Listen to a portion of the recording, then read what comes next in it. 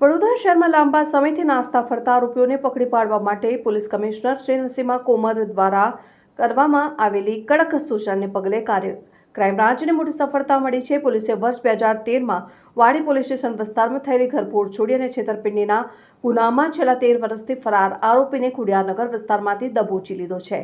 September 2013માં વાડી વિસ્તારની કરોડિયા પોળમાં એક જ્વેલર્સની બંધ દુકાનના તાળા તોડી અજાણ્યા તત્વોએ સોના ચાંદીના દાગીના, રોકડ, કેમેરા અને ચેકબુક મળીને કુલ ₹3,40,000ની ચોરી કરી હતી। આ ગુનાની તપાસ દરમિયાન ચોરીમાં ગયેલી ચેકબુકના 2 ચેકો પર ખોટી સહીઓ કરી આરોપી નીરજ બાગિયાએ મુંબઈમાં ખરીદેલા કપડાના પેમેન્ટ પેટે વેપારીને આપ્યા હતા। જોકે બેંક ખાતું અગાઉથી જ સ્ટોપ કરાવી દેવાયો હોવાથી આ ભેદ ખુલી ગયો હતો।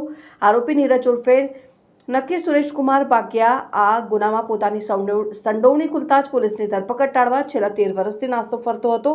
નામદાર કોર્ટે પણ તેની વિરુદ્ધ વોરંટ ઇસ્યુ કર્યું હતું અને ક્રાઇમ બ્રાન્ચની ટીમે ટેકનિકલ અને હ્યુમન ઇન્ટેલિજન્સની મદદથી તપાસ કરતા બાતમી મળી હતી કે આરોપી હાલ ખોડિયારનગરમાં આશ્રય લઈ રહ્યો છે। જે આધારે પોલીસે ખોડિયારનગર ડીમાર્ટ પાસે વોચ ગોઠવી તેને ઝડપી પાડ્યો હતો।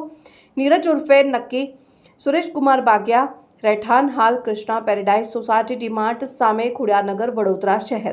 ક્રાઇમ બ્રાન્ચે આરોપીની અટકાયત કરી આગળની વધુ તપાસ માટે વાડી પોલીસ સ્ટેશનને સુપરત કર્યો છે। 13 વર્ષ જૂના વણુકેલાયેલા કેસમાં આરોપી પકડાતા પોલીસ તંત્રએ રાહતનો શ્વાસ લીધો છે।